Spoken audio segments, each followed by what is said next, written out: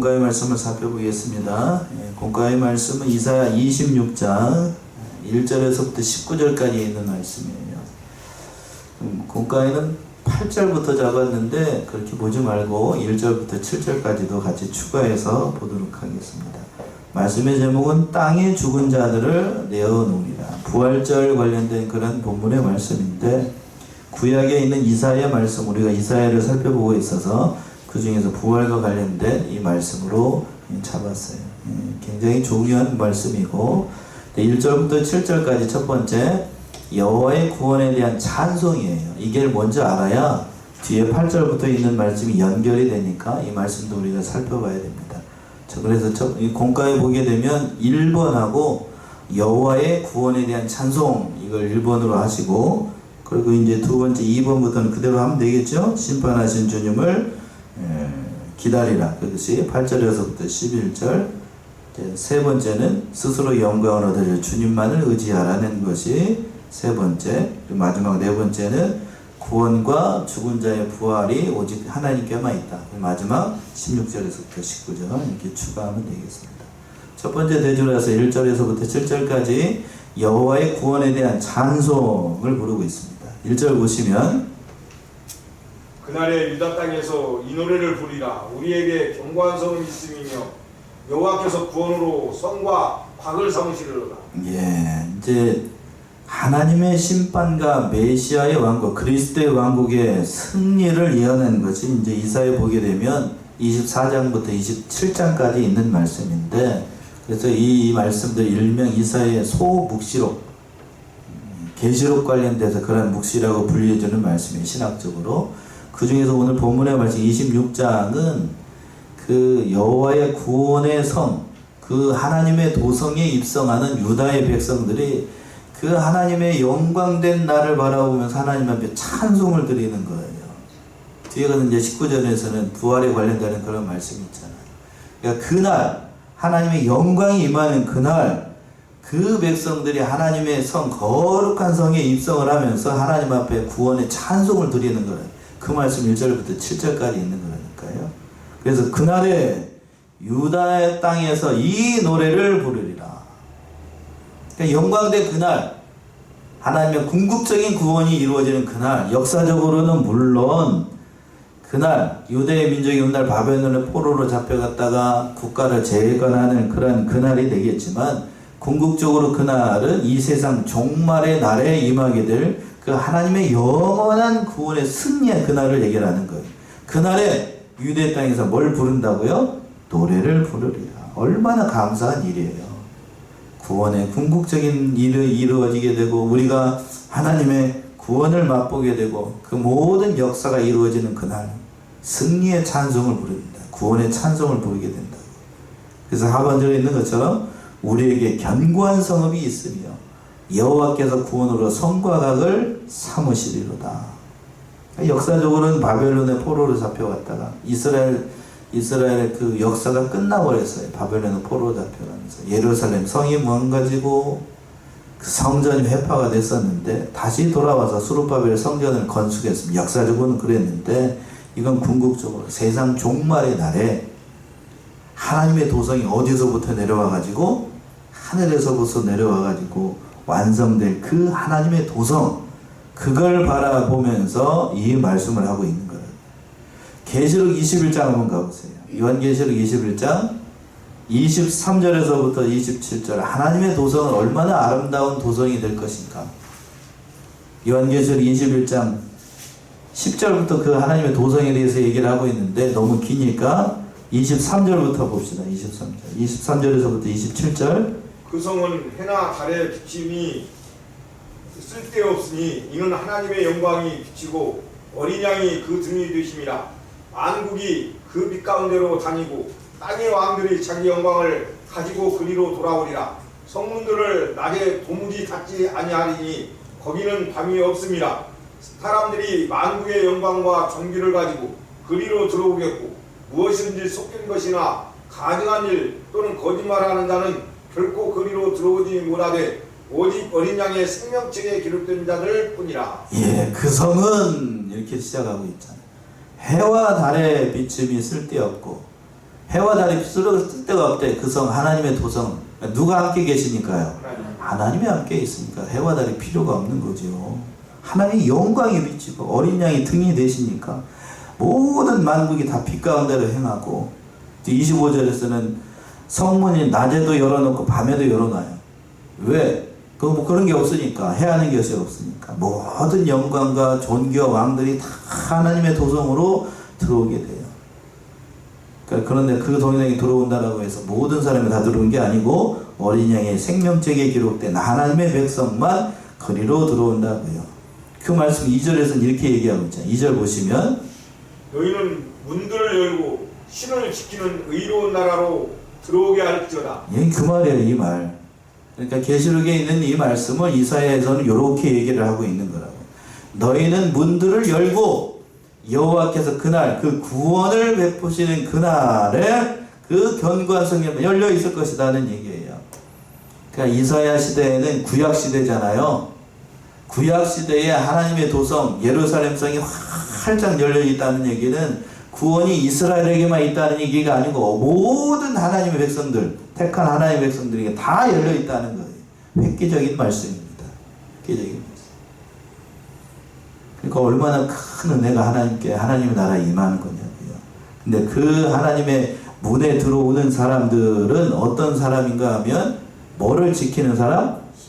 신을 지키는 의로운 나라로 들어올 것이다. 여기서 신은 신은 신발을 얘기하는 건가요? 아니죠. 또 뭐라고 되어 있습니까? 개정판에는 신의. 그러니까 믿음을 지키는 사람. 그러니까 믿을 신자예요. 그러니까 하나님 귀신 신자도 아니고 믿음을 지키는 사람이 하나님의 의로운 나라로 들어오게 된다. 당연한 거 아니겠어요? 하나님을 믿는 믿음을 지키는 자들이 하나님의 의로운 도성으로 들어오게 된다. 구원이 이제 모든 하나님의 백성들에게 다 열려 있다는 거지. 3절 보시면 주께서 심지가 견고한 자를 평강의 평강으로 지키시리니 이는 그가 주를 의뢰함이니이다. 예, 주께서 심지가 견고한 자를 평강의 평강으로 지키신다. 심지가 견고한 자는 마음이 요동하지 않고 언제나 하나님만을 의뢰하는 그런 믿음이 좋은 사람 얘기라는 거예요.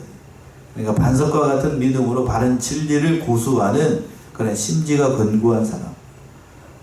적어도 우리 교회에, 우리 성안교회에 성도들쯤 되는 거죠? 심지가 견고한, 진리가 올바로 박혀있는 그런 사람들. 그 사람들에게 평강의 평강으로 지켜주세요. 왜 그런가? 이는 그가 누구를 의뢰하기 때문에? 하나님만 의지하기 때문에. 하나님만 의뢰하니까 점점 더 믿음이 견고해지고 그 견고히 서나가게 된다는 거예요. 4절 보시면 또 4절 너희는 여호와를 영원히 의뢰하라. 주 여호와는 영원한 반석이시미로다. 예, 그러니까 하나님을 더 의뢰하라고요. 인생을 의지할 필요가 없어요. 연약한 인생들 믿을 대상이 아닙니다. 세상의 모든 제도와 모든 나라들 의지할 대상 아니에요. 아니, 우리가 이 세상에서 살 때 대한민국에 하나님께서 이렇게 살고 하늘나라 오라고 했으니까 대한민국의 사정을 보면 안타까워서 기도를 합니다만 천국에 가게 되면 이 대한민국 다 잊어버려요. 앞에서 그랬죠. 하나님의 도성이 해와 달도 쓸데없을 정도로 아름다운 곳이기 때문에 그 곳에 가서는 이 세상의 삶을 다 필요 없어요. 다 필요 없어요. 그러니까 영원한 하나님의 나라를 의뢰하는 거예요. 하나님을 의뢰하라. 왜 그런가? 그 하반절에 주 여호와는 영원한 무엇이다? 반석이다. 성경에서 보시게 되면 하나님 예수 그리스도에 대해서 얘기할 때 반석이라는 표현을 자주 합니다.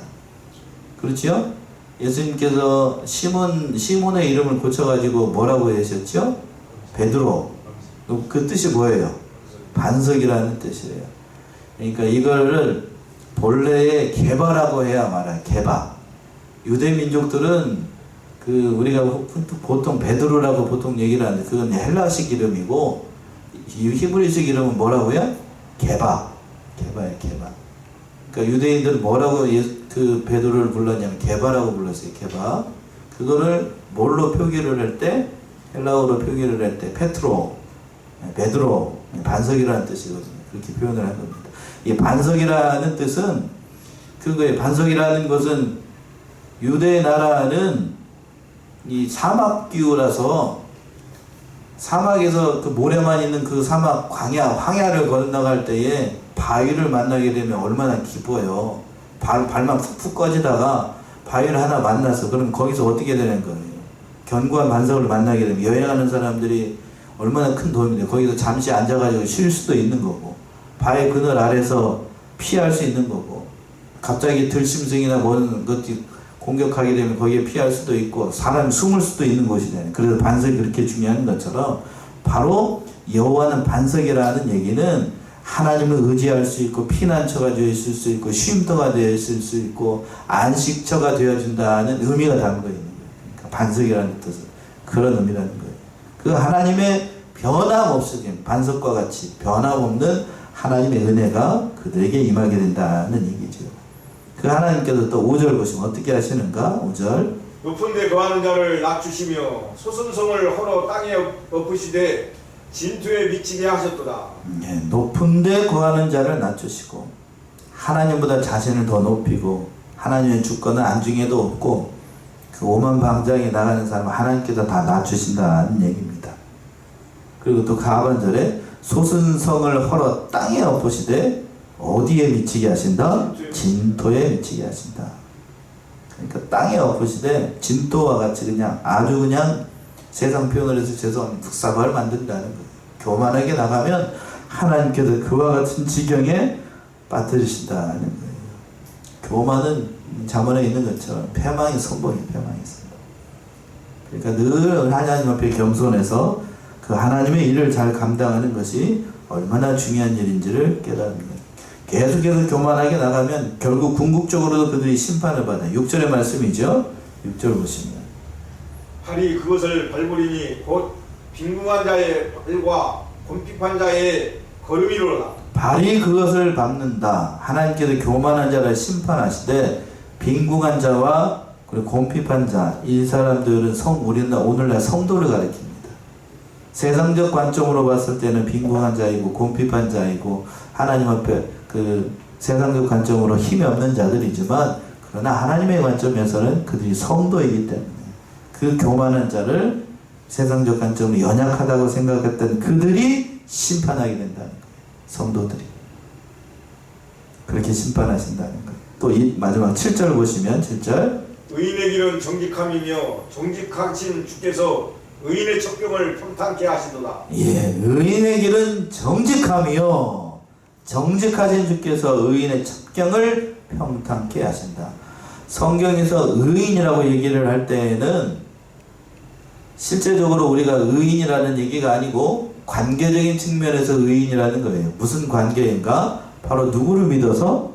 예수를 믿어서 죄가 사해진 하나님의 백성을 가리켜서 법정적으로 누구라고 부르는 거냐면 의인이라고 불러요. 의인이라고. 그렇다면 제가 이제 물어보면 그렇습니다. 우리는 실제적인 의미에서 의인인가? 그런가요? 아니에요.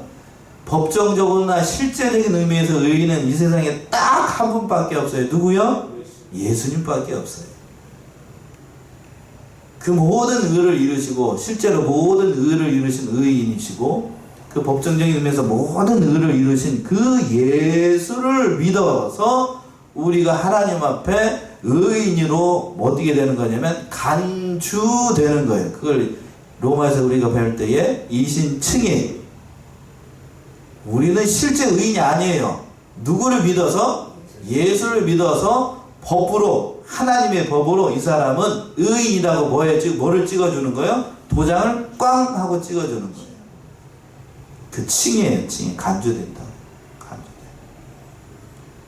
그러니까 그러면 법정적으로 의인을 받았으니까 실제로 의인이 아니니까 뭐 구원 그런 거 아니라 법으로 이미 정해놨기 때문에 그러다 하나님께서 우리를 그 법으로 만들어 놓은 우리 의인을 실제로 누구처럼? 예수님처럼 이 세상에서 점점 그렇게 의인으로 만들어놔.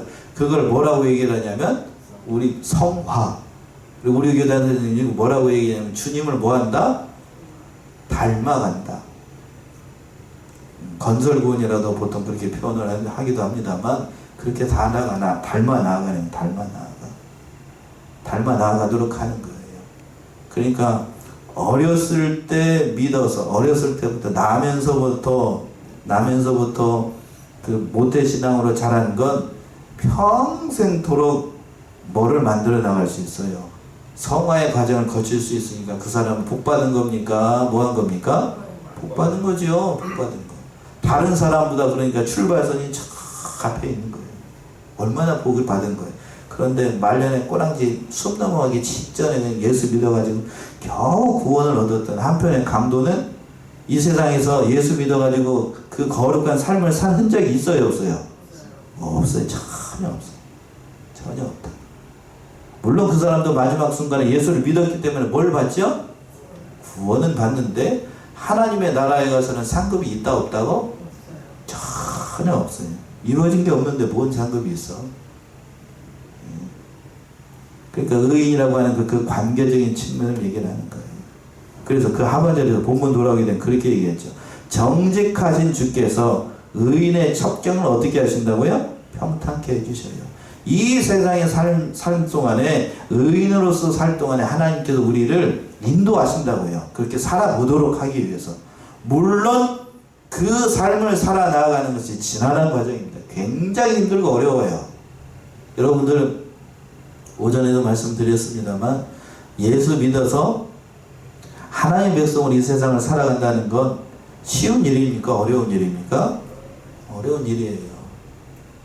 알면 알수록 더 어렵습니다. 왜? 진리의 세계를 더 알고 알아갈수록 이것도 죄고 저것도 죄고 이것도 이렇게 하면 안 되고 저렇게 하면 안 된다고 하니까 알면 알수록 더 어려운 게 진리의 세계예요. 진리의 세계. 그러니까 그런데 그 하나님께서 우리를 첩경으로 끝까지 믿음의 길을 걸어 나아가서 우리 인도하시는, 그러니까 그 하나님만 의뢰하라는 얘기입니다. 이 말씀을 7절까지 있는 말씀인데, 그러니까 이 말씀 다 해야 되겠죠. 이제 8절부터 보시게 되면 본가의 말씀인데, 심판하신 주님을 사모하면서, 그러니까 그 하나님을 기다리라는 말씀이 그래서 있는 거예요. 하나님께 우리를 인도하시니까. 8절 보시면, 여호와여, 주의 심판하시는 길에서 우리가 주를 기다려 싸우며 주의 이름 곧 주의 기념 이름을 우리 영원히 사모하나이다. 예, 7절까지는 하나님의 도성에 입성하는 그 하나님의 백성들의 영광된 찬송을 얘기하는 거라면, 여기서부터는 의인과 악인을 심판하시는 하나님을 사모하면서 우리가 이 세상 살아갈 동안에 기다린다는 거예요. 사모하면서. 이렇게 연결이 되는 거라고요. 여호와여 주의 심판하시는 길에서 우리가 누구를 기다리오니? 주를 기다리오니. 우리의 인생 가운데에서 하나님의 공의가 나타나기를, 우리를 의로운 길로 인도하기를, 심판을 받을 때, 환난을 받을 때에 더욱더 하나님의 때를 기다리며 하나님을 사모하면서 기다린다는 거예요. 우리의 인생의 삶이 그렇다는 얘기죠. 그 하반절에서 그랬습니다. 주의 이름 곧 주의 기념 이름을 우리 영원히 사모하나이다. 거룩하신 주의 이름. 하나님의 이름이 뭐죠? 하나님 이름 얘기해 보세요. 하나님 이름이 뭐예요? 여호와잖아요. 여호와. 우리는 여호와 이렇게 대놓고 부릅니다만 이스라엘 백성들은 존귀하신 하나님 이름 부른다고 안 부른다고요? 안 불러요. 그랬다가 죽어요. 맞아 죽어요. 잘못하면. 그러니까 주의 기념 이름이라는 것은 그 얘기를 하는 거예요. 그 영원하신 여호와의 이름을 우리의 뭐가 사모한다? 영원히 사모한다.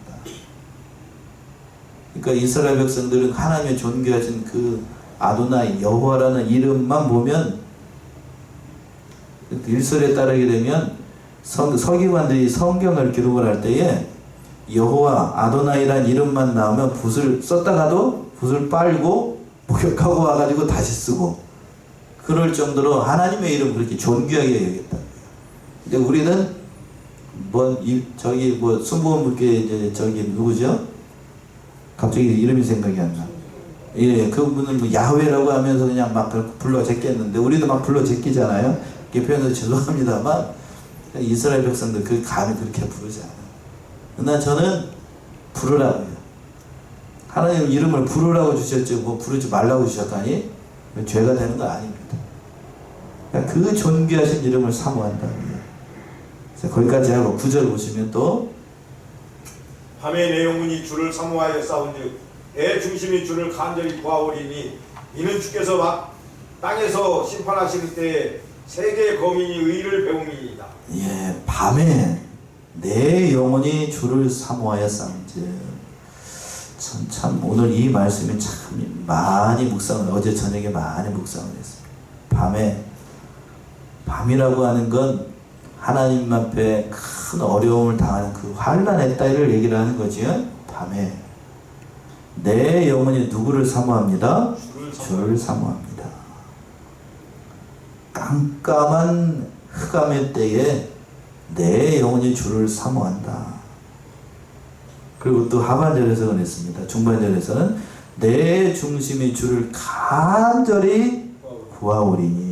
누구를 보는 것 같아요? 오전에서 예수님을 보는 것 같잖아요. 여기서 중심이라는 얘기는 앞에 영혼하고 같은 말이에요. 그러니까 내 영혼이, 나의 중심이, 나의 가장 깊은 곳에서 하나님을 사모하고 사랑하고 하나님의 때를 기다린다는 얘기입니다. 왜 그런가? 그 하반절에 이는 주께서 땅에서 심판하시는 때에 세계 거민이 뭐를 배우기 때문에? 의를 배워. 하나님의 의가 나타나기 때문에, 하나님의 통치하심, 하나님의 공의로움이 하나님으로 인하여 나타나기 때문에 그 하나님의 때를 간절히 기도하고 있는 거예요. 그런데 의인은 이렇게 기다립니다. 여러분들도 의인이잖아요. 법정적인 의미에서 그 의인은 하나님의 때를 기다리는데, 그러나 하나님의 은혜를 알지 못하는 자들에서 그걸 악인이라고 얘기했습니다. 10절 보시면 10절. 악인은 은총을 입을지라도 의를 배우지 아니하며 정직한 땅에서 불의를 행하고 여호와의 위엄을 돌아보지 아니하는도다. 예, 의인과 악인 이렇게 얘기했어요. 악인은 은총을 입을지라도 뭘 배우지 않아요? 의를 배우지 않아요. 성경에서 악인은 선악이, 우리가 아는 도덕적인 개념에서 선악의 개념이 아니고 누구를 인정하지 않는 게 다 악이냐면 누구요? 예수님, 하나님을 인정하지 않는 사람. 예수님을 믿지 않는 사람은 다 누구예요? 통째로 다 악인이에요. 그러니까 우리가 가지고 있는 윤리적 개념하고 성경이 말하는 의인과 악인의 개념이 완전히 달라요.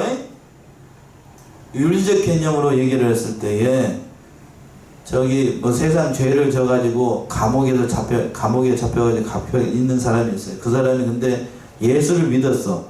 그러면 성경적 관점으로 그 사람은 의인입니까? 악인입니까? 의인이죠. 그런데 세상적 관점으로 하나님 뭐 연말에 연보도만 부르고 이웃도 돕고 세상적 도덕적 관점으로 선한 일도 많이 하고 이웃도 도와주고 모든 일들 다 했는데 결론적으로 그 사람이 예수를 안 믿었어. 그러면 하나님의 관점으로 봤을 땐 그 사람은 의인이라고 악인이라고? 악인이에요. 뭐예요 목사님? 그게 성경의 관점이라니까. 이게 성경의 관점. 일반적인 경우가 그렇다는 얘기고 성경이 그렇다는 얘기고, 일반적으로는 보통 그런 사람이면 대부분 다 하나님을 믿고 예수를 믿는 사람이기가 쉬워요. 네, 마음에 뭐하기 때문이죠? 선하기 때문에. 선하기 때문에. 그러나 마음도 악한 사람은 하나님도 인정을 하지 않으니까 도덕적으로나 영적으로나 무지해가지고 의를 배우지 않아요. 하나님을 무시한다고.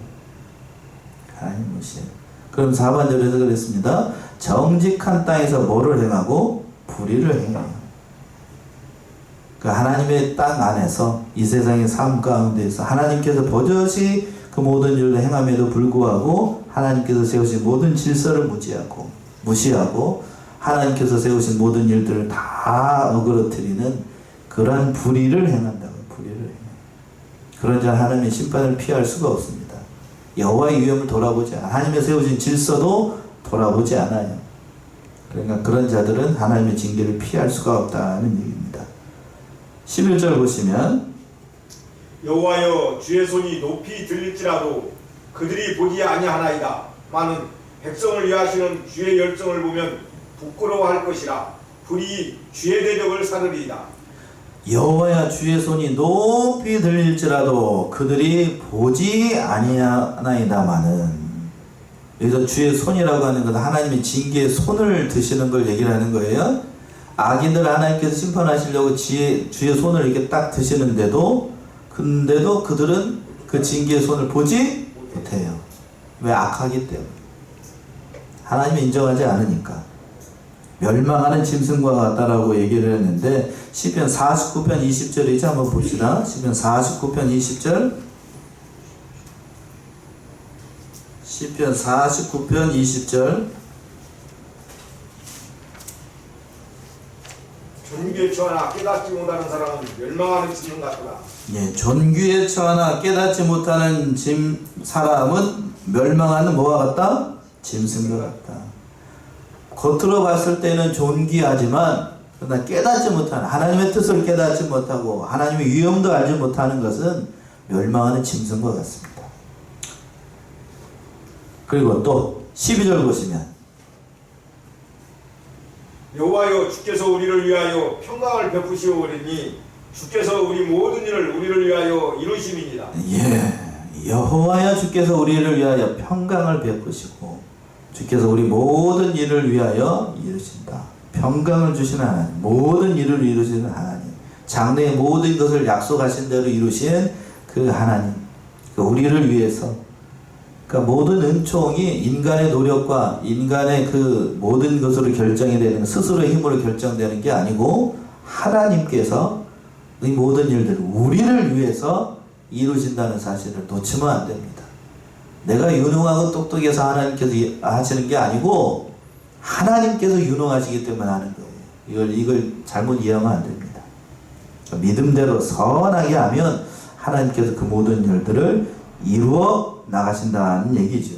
13절 보시면 여호와 우리 하나님이시여 주 외에 다른 주들이 우리를 관할하게 싸우나 우리가 주만 의뢰하고 주의 이름을 부르리이다.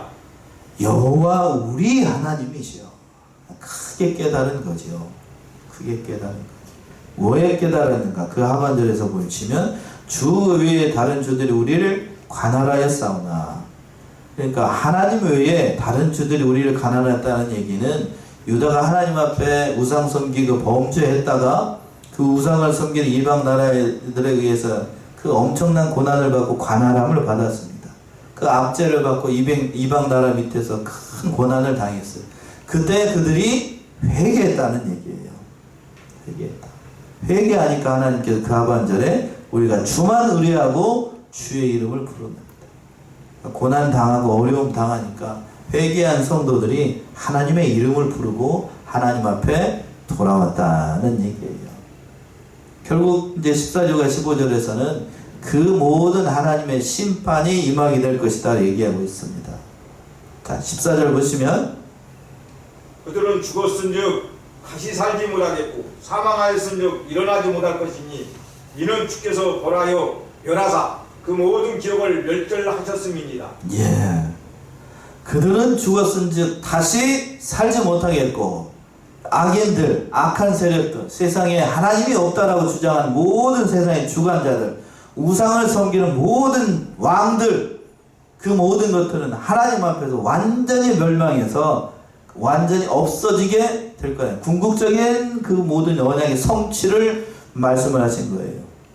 그래서 이 말씀을 듣고 혹자는 19절에서 보시게 되면 부활한다라고 얘기를 했는데 이 부활의 교리를 부정한다라고 얘기를 하는데 그건 온당한 게 아니에요. 이 말은 뭔가 하면 하나님을 대적하는 모든 이 세상의 악한 무리들은 반드시 하나님께서 어떻게 하신다고요? 멸절한다고 되어 있어요. 14절에서 멸절. 개정판에도 그렇게 되어 있나요? 멸하사라. 멸절. 진멸. 완전히 없게 하신다.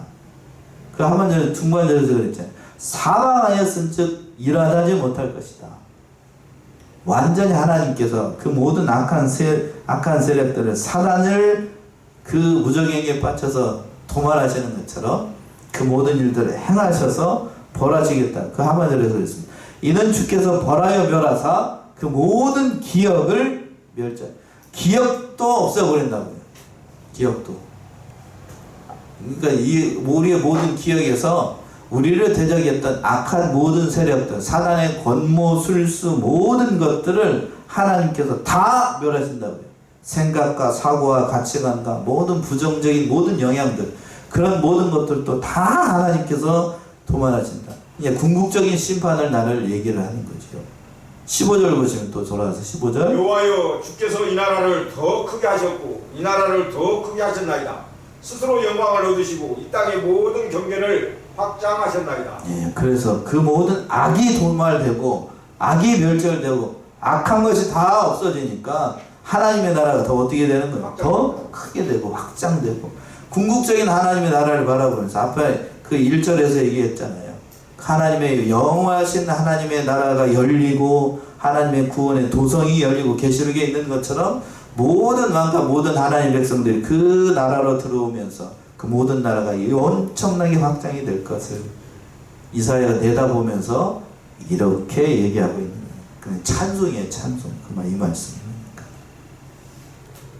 마지막으로 이제 16절에서부터 19절 보시면 구원과 죽은 자의 부활이 하나님께만 있다라고 마지막으로 얘기하고 있어요. 16절 보시면 여호와여 백성이 환난 중에 주를 앙모하여 싸우며 주의 징벌이 그들에게 임할 때에 그들이 간절히 주께 기도하였나이다. 예, 오늘 오전에 말씀하고도 연결이 되는 말씀인데 여호와의 백성이 환난 중에 누구를 앙모하니? 주를 앙모해요. 환난에 당할 때, 어려움을 당할 때, 예수님께서 십자가의 고난이 있을 때에 성부 하나님을 더 가까이 하고 하나님 앞에 간절히 기도했습니다. 이런 자에게 복이 있어요. 주의 징벌이 그들에게 임할 때 그들이 간절히 주께 기도하였나이다. 하나님의 징벌은 그러니까 우리 성도들을 멸망시키기 위한 게 아니라 누구를 찾도록 하기 위해서요? 하나님 찾도록 하기 위해서. 그러니까 우리가 잘못할 때에 하나님의 징벌이 있어야 됩니까? 없어야 됩니까? 있어야 돼요. 저는 있어야 된다고 얘기합니다만 그러나 우리의 그 다른 한면으로는 있기를 바랍니까? 없기를 바랍니까? 솔직히 얘기하면 없기를 바라죠. 맞는 거 좋아하는 사람 어디 있어? 안 맞고 깨달았으면 좋겠는데 그러나 인간은 안 맞고 깨닫는다, 맞고 깨닫는다, 맞고 깨닫는다. 맞고 깨달아요. 저도 맞고 깨달아요. 아프니까 깨닫는 거죠. 아프니까 성숙한 거고. 그건 더 간절히 찾는 거예요. 그러니까 하나님은 완전하신 하나님의 백성으로 만들기 위해서 그 고난과 어려움들을 준다는 사실 늘 기억을 해야 돼요. 감사하게 얘기해야 됩니다. 오히려 고난이 오는 것, 괴로움이 오는 걸 감사하게 여겨야 돼요. 고난과 징계가 없다는 것은 로마서에 표현되어 있는 것처럼 하나님께서 어떻게 해주신 거라고요? 버린 거예요. 내버려 두신 거라고. 그건 하나님 옆에서 너무 큰 심판이에요. 심판. 냅둬버린다. 그럼 망하는 길로 가는 겁니다. 자, 17절을 보시면 17절. 여호와여 잉태한 여인이 상기가 임박하여 구로하며 부르짖음같이 우리가 주의 앞에 이러하나이다. 예, 여호와여 잉태한 여인이 삼기가 임박하여 구로하며 부르짖음같이 우리가 주의 앞에 이러하나이다. 저는 남자라서 잉태한 여인이 삼기가 임박해가지고 구로한다는 말이 뭔 말인지 잘 모릅니다. 여자분들 다들 아시죠? 이게 뭔 말인지? 예. 얼마나 극심한 고통인지. 육체적인 고난 가운데 여자가 아이를 낳는 고통이 제일 크다라고 하는데 그걸 하나님의 백성이 겪는 이 환난에 비유를 하고 있는 거예요. 하나님의 백성이 그 징계를 받을 때의 고통이 어땠을지 오전의 말씀이 연결한다라고 하면 예수님께서 십자가를 지시기 전에 겟세마네 동산에서 피땀을 흘리면서 기도하는 것이 얼마나 대단한 기도였는지 짐작이 되시지요? 예, 짐작이 된다. 역사적으로 낫수르에 의해서 이스라엘이 멸망하고 예루살렘 성이 포위가 되고 훗날 바벨론의 침공을 받아서 그렇게 보는 견해도 있습니다만 그러나 이거는 궁극적으로 세상 종말의 날이 가까울 때에 임하게 될 대환란을 염두에 두고 하는 표현이에요. 대환란의 때 참으로 고통스러울 거라고요. 믿음 지키기 어렵고 참을 그날이 임하게 된다는 거예요. 그러나 그날이 오면 올 것이 왔다라고 하고 믿음을 잘 지켜야 됩니다. 믿음을 잘 지켜야 돼요.